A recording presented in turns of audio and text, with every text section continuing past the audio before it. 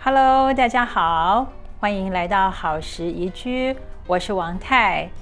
今天一早搭车离开瓜达拉哈拉，高速公路两旁看到很多琼麻，这是做龙舌兰酒的主要原料。还有牛、马、羊。8个小时的车程后，再坐1个小时的计程车，到墨城的中部一个很有特色的小区 Coyoacan。这是我们的民宿，有雄伟的大门，非常漂亮的西班牙建筑，梁柱、拱门和中庭。这是2层楼的建筑，窗户也很有特色，阶梯的瓷砖也很有风格。房东是一对老夫妇，花很多的时间打理院子里的花草树木。这里的气候很适合柑橘类生长，很多院子里或行道树就是柑橘。休息一晚后，隔天一早就到小区中心的天主堂，16世纪完工，内部是金碧辉煌的巴洛克风格，从墙壁到天花板都是精致的雕刻艺术和大幅的壁画。现在早上8点，还是有一些人来做弥撒。早晨的街道没有车水马龙的吵杂声，沿着教堂旁的街道走一走，看看这个有丰富艺术和文化的小城区。路面多是石板或鹅卵石，计程车很多都是粉红色的。这是女画家弗列达卡罗的纪念公园，红色和紫色的9重葛盘根错节。墙上的蓝色房子是依着他的故居所画的，他和他先生的雕像。他先生也是有名的画家，在全世界都看得到 Diego Rivera 的大型壁画。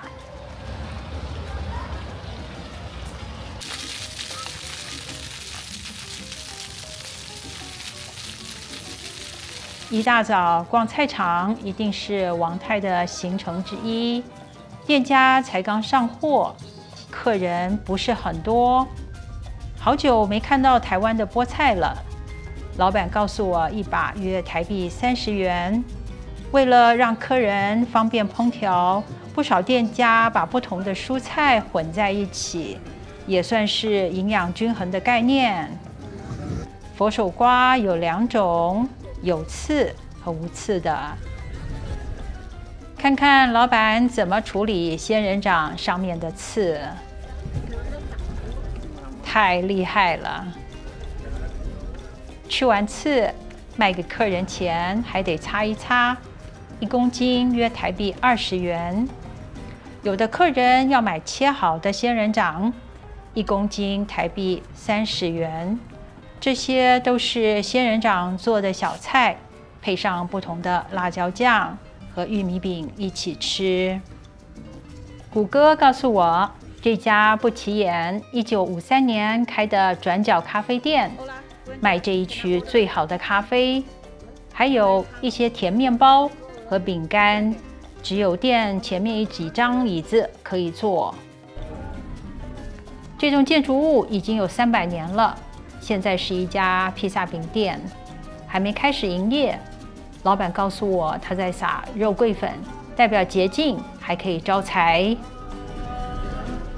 回到广场附近，很多店都是有历史的，每一家有自己的颜色和不同的风格。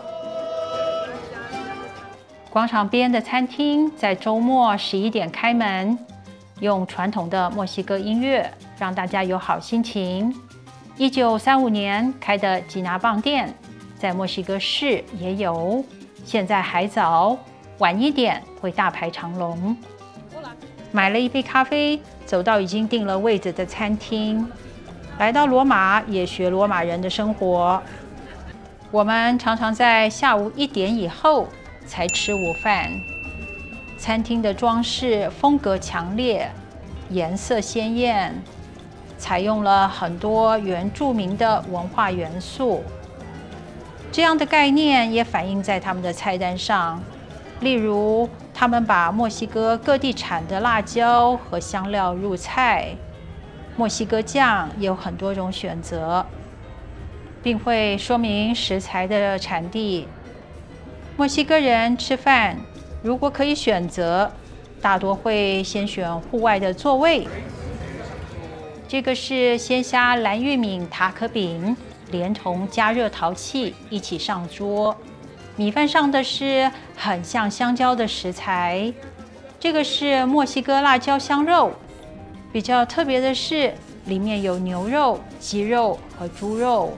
这3种肉不是肉末，而是短纤维，先调味过，并加上一点毛豆和特殊的酱汁，不辣，只有辣椒的香味。烤猪肋排配红色墨西哥酱。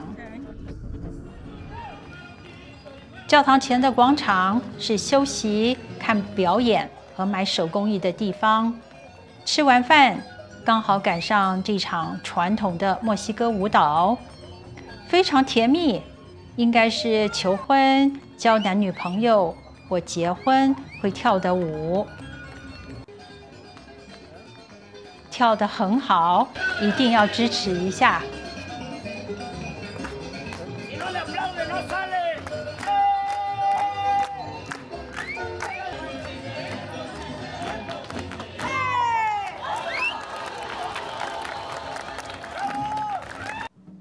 今晚是元月，晚上来看看教堂前的广场，在夜晚是什么光景。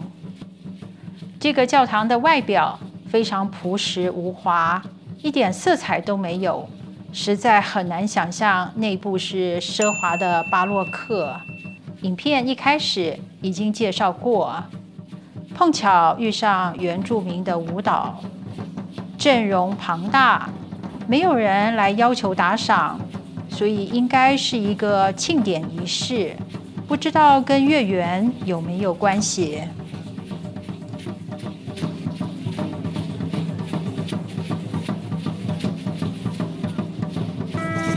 很多人排队等着接受长老的赐福。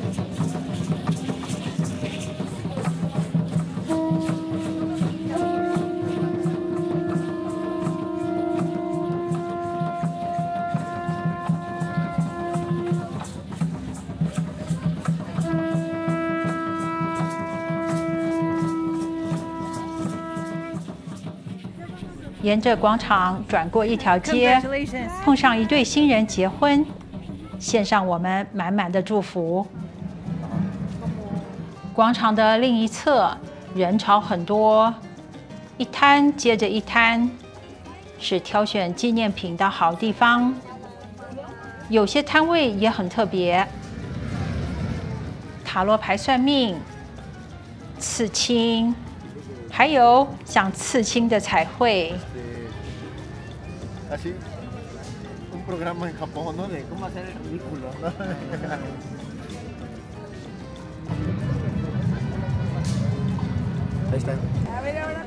用牛皮绳帮你绑辫子。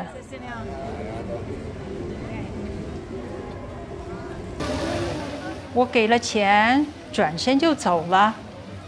看了这个太太从宝盒拿了一张纸，才知道原来可以抽签。广场另一侧的餐厅，每一家生意都很好。现在是晚上10点，明天是星期天，还可以好好放松。